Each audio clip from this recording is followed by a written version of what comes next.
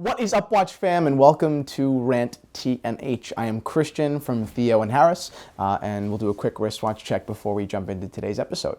So right now I am wearing an absolutely just breathtaking, really breathtaking Rolex Bubbleback. The case on, I mean, there's just something charming about wearing a gold Rolex, first of all, in a very, I think, primal, way, very 80s way. But I think this does it in a very, almost like preppy, formal way. But if you throw it on a suede strap, I think this watch could be absolutely, worn in a casual, setting. I'm wearing it right now with a sweater and an Oxford shirt, and I think that it works out really well. Anyway, this watch is a beautiful golden, orange, almost patina with this, it's all original, of course, with the blue secondhand. I think it's just a masterpiece. I got it in today, and it'll be available in the shop at theoandharris.com soon. We actually have new listings, 5 new listings, hitting the site tomorrow. So hitting theoandharris.com tomorrow at around 8 o'clock a.m. So be sure to check in on the shop around that time before someone else snatches up the watches. But that's it. Let's get into today's episode now. Okay, so let's talk about Moser. I'm going to go off on a little bit of a rant here. So basically the fact here is H. Moser has announced that they will no longer, well, 2 things, that they will no longer be labeling their watches Swiss made, and that they are going to make the most Swiss watch of all time at Basel, I think.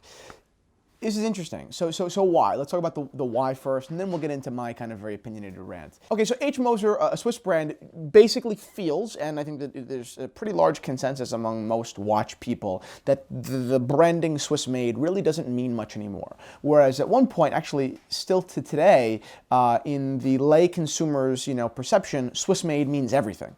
Oh, it's a Swiss watch. That's a selling point. It's probably one of the only selling points. I feel like, if you're selling a watch to a lay consumer, Swiss and sweeping are probably the 2 things that sell watches easier and quicker than anything, because then you're drawing some sort of a relationship to Rolex because it's Swiss and sweeping.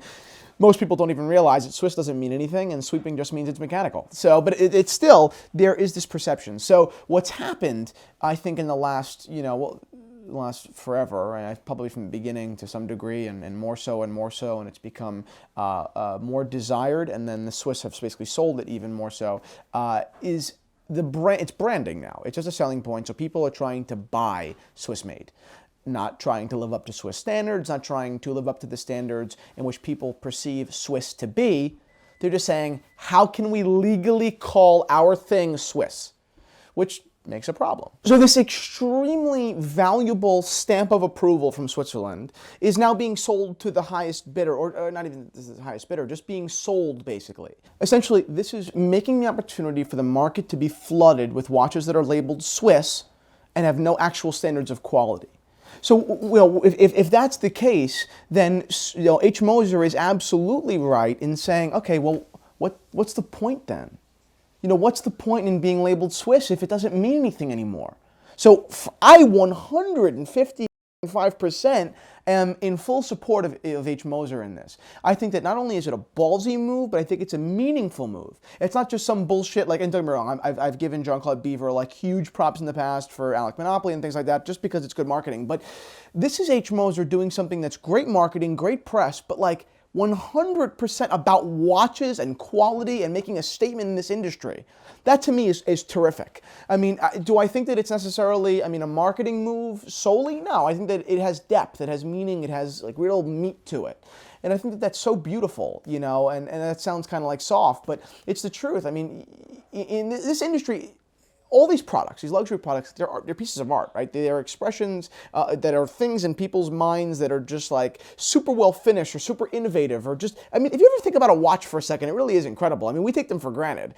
So these people who are executing them on very, very high levels, and H. Moser does, they care an awful lot about this shit.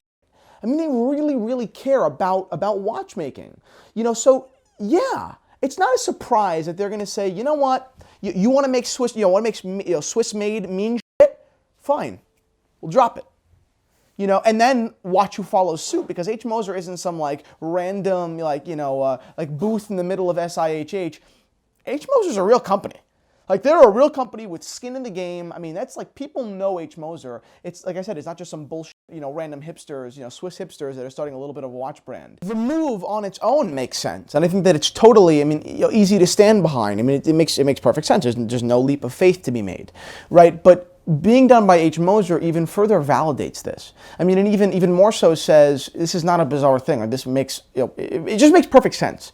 And I think that with H. Moser doing it, more and more brands may stand behind this, right? So then the people that are dictating what is and what is not Swiss made, just because of their own profit, their own bottom line in Switzerland, right? They're whoring out this label, could ultimately end up suffering because now the major brands are going to pull out the major brands could pull out. Some major brands could pull out. That's probably a better statement, and thus leave the Swiss-made name a little bit less valuable.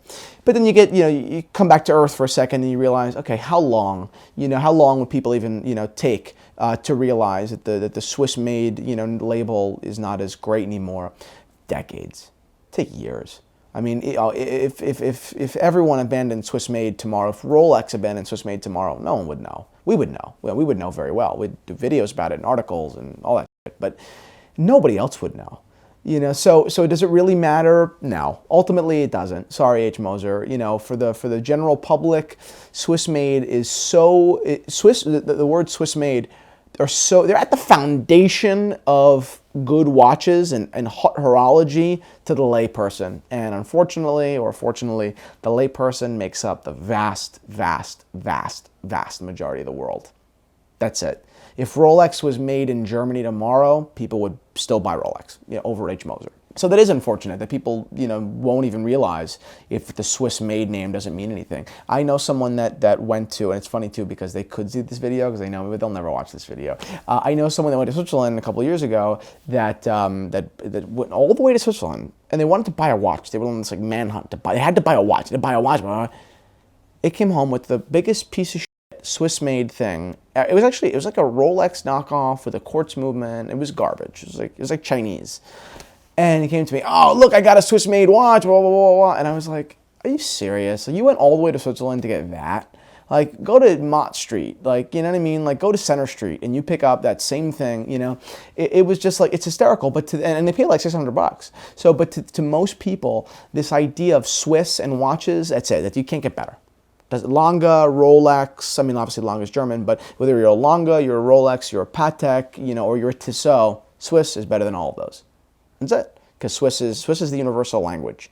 No one knows Patek, no one knows Rolex. I mean, people, of course they do, but so many people, Swiss means more than all of these brands. So that's it, guys. I respect H. Moser big time for making this decision. I mean, ultra respect. I would shake their hand 1,000 times. Which, if you watch this channel, you know that I don't give so much admiration so easily.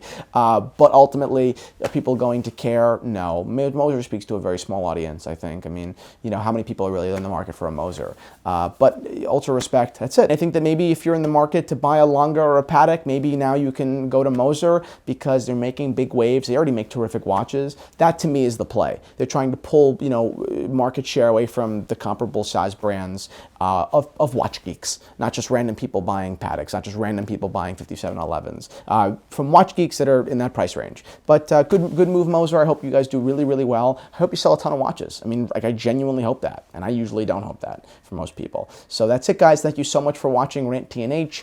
Check out the watch shop at theoandharris.com tomorrow morning at 8 a.m. because some fire is hitting it. That's it. Have an awesome day.